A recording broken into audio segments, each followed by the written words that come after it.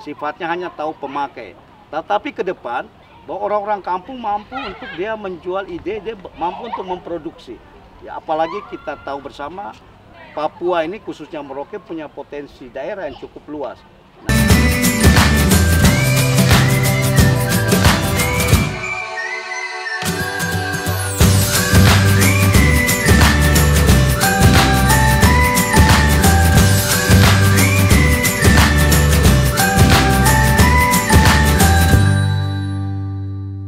Saya Golagong sekarang sedang ada di Monumen Kapsul Waktu. Indonesia gempar ketika Pak Jokowi merencanakan satu konsep yang nanti 75 tahun ke depan akan dibuka. Mungkin saya sudah tidak ada ya Bu, ya, kita semua sudah tidak ada. 75 tahun, kalau dijumlahkan dengan umur kita sekarang kayaknya tidak mungkin ya, 125 tahun. Nah, ada usulan dari Pak Ruder Johannes bahwa di tempat ini ada perpustakaan, Bu. Bagaimana menurut Ibu? Menurut saya bisa ada perpustakaan. Tetapi kita lihat apakah pengunjung ini setiap hari banyak atau tidak. Jadi perpustakaan yang di sana di kantor juga sudah banyak belum yang datang, Bu? Banyak yang Sudah banyak ya? Sudah banyak. Karena ada jadwalnya. Ada jadwalnya. Jadi ada kunjungan terjadwal ya, Pak? Ya, ada Ini kunjungan terjadwal. Ini Ibu Kepala Dinas, saya lupa mengenalkan saking semangatnya. Ibu Yolenta Ohoy Wutun. Ohoy Wutun. Ohoy Wutun. Yolenta Ohoy Wutun. Itu marga ya, Bu ya? Ohoy Wutun ya. Ibu boleh tahu di Merauke ini dari suku apa, Bu? Saya dari K. Dari K. Nah, ini sebelah saya pustakawan Madya ya, Pak? Madya. Pak Mike. Tadi ada usulan dari Brother Johannes tentang perpustakaan di ruang publik. Bagaimana menurut Pak Mike? Ya, sama juga kita untuk menentukan suatu perpustakaan kita adakan kajian. Ya, kita melihat frekuensi kehadiran. Maka kita selalu menempatkan untuk menempatkan itu perpustakaan. Ya, itu perlu ada kajian yang kita coba melihat dari sisi frekuensi kunjungan. Ada. Jadi ya, monumen ini banyak yang dikunjungi orang ya? Ya. Oke. Yang Bapak tahu ramai tidak ini, Pak? Ya, sekarang mulai dengan bukan diserahkan, tidak diberikan juga kewenangan untuk capung art. Oh, capung art. Komunitas seni. Ya, kita tadi sudah saksikan di mana seniman-seniman Merauke sudah mulai mereka bersatu ya untuk bangkitkan itu seni di Merauke itu sendiri. Oke. Nah, sekarang pindah ke perpustakaan. Safari literasi ini, Bu Yolenta, bagaimana Bu? Memuaskan nggak gitu buat Ibu? Maksudnya sesuai target nggak? Golagong nih datang ke sini? Sangat memuaskan karena banyak siswa-siswi yang terlibat. Ya. Mereka sangat senang ketemu dengan Pak Agung. Mereka sangat senang, membuat mereka motivasi untuk bisa menulis, bisa membaca. Mudah-mudahan ada orang-orang pintar menulis datang lagi ke sini ya Bu ya? Ya, mudah-mudahan. Misalnya Andra Hirata, Habibur Rahman, Asma Nadia, Helvi Tenarosa, Beni Arnas, siapa lagi? Banyak penulis-penulis yang hebat di Indonesia bisa datang ke sini ya. Mudah-mudahan Golagong mengawali. Pak, perpustakaan di Merauke mendapatkan dana alokasi khusus. Bagaimana setelah dibangun makin banyak yang datang? Ya, jadi pertama kami dari pemerintah dan masyarakat Merauke memberikan apresiasi yang tinggi kepada Perpustakaan Nasional. Ya, kami sangat beruntung bahwa dari tahun 2018 itu kami mendapat dana alokasi khusus DAK DAK ya, 10 miliar ya? Ya, 10 miliar itu potong pajak ya? Itu untuk pembangunan. Ya. Tapi pada prinsipnya ada dari DAK itu pernah kami mendapat itu bantuan buku. Terus juga mendapat bantuan perabot. Oh, setelah selesai pembangunan ya?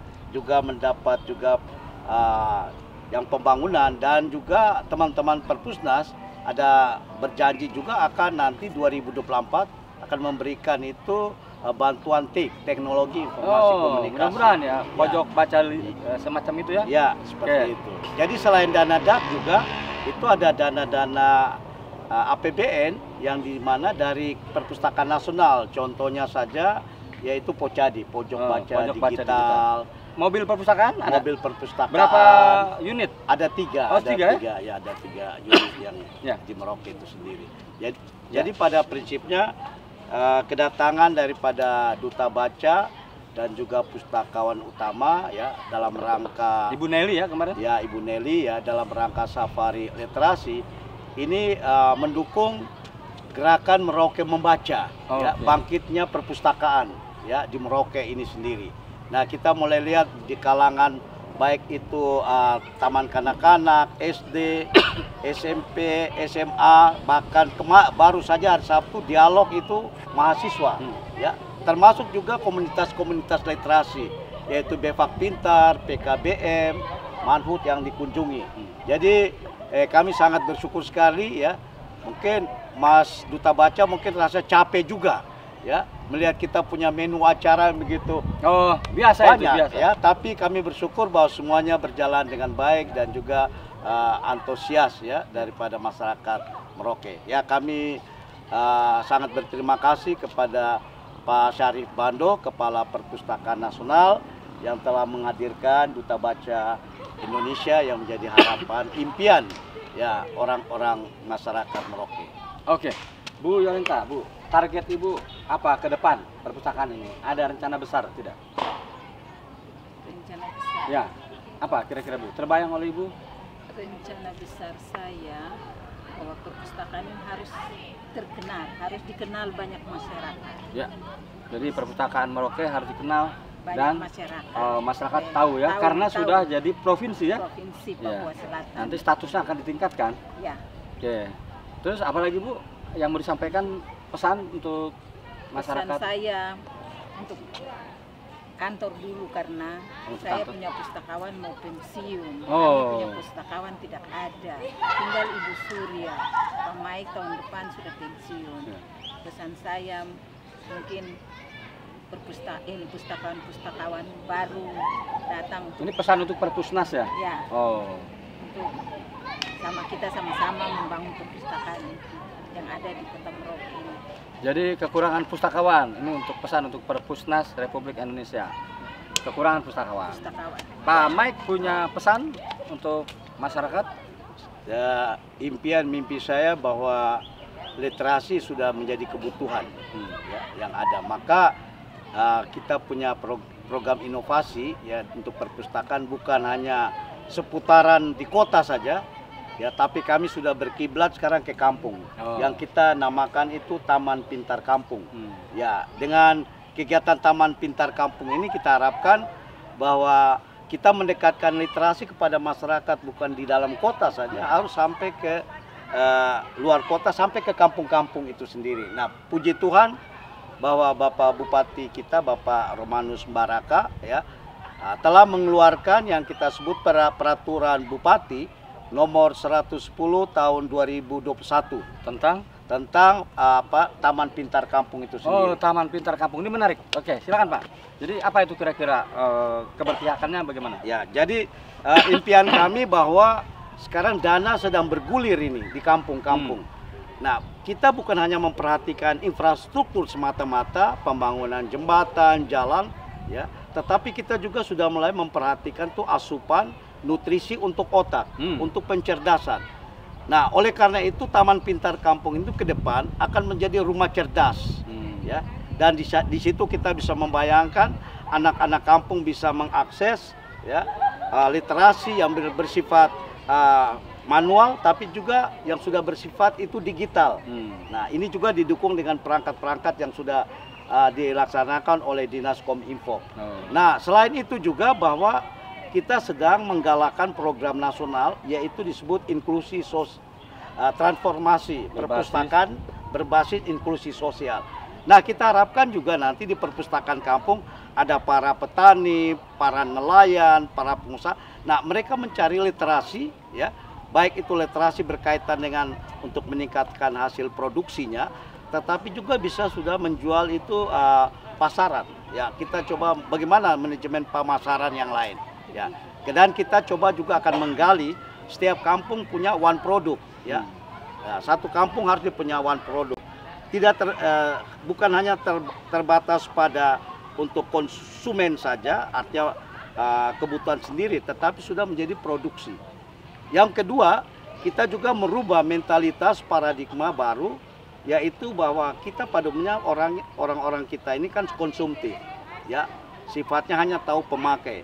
Tetapi ke depan, bahwa orang-orang kampung mampu untuk dia menjual ide, dia mampu untuk memproduksi. Ya, apalagi kita tahu bersama Papua ini khususnya Merauke punya potensi daerah yang cukup luas. Nah, teman-teman di Bapeda sudah membuat pemetaan, ya. Ada areal di mana itu untuk padi, ini untuk perkebunan, ini untuk produksi, ya. Bahkan sekarang ya dengan kehadiran itu kelapa sawit, kita bukan cukup saja untuk menghasilkan bahan baku untuk diproduk di Surabaya, tetapi harus bisa menghasilkan produk itu di Merauke. Contoh minyak kelapa, hasilnya minyak goreng, ya, minyak goreng juga dengan hasil turunan-turunan yang lain.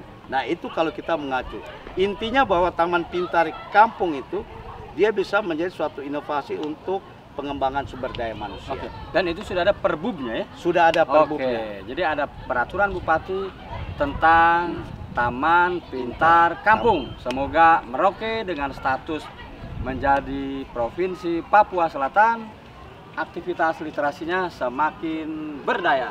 Saya Golagong, Duta Baca Indonesia, berdaya dengan buku. Salam literasi.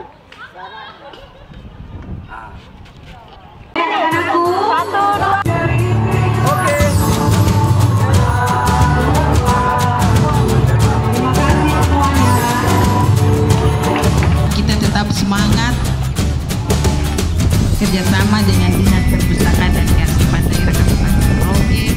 Seperti ini, lalu kami ajar anak-anak bercerita tentang kehidupan, bercerita tentang bagaimana membaca, menulis.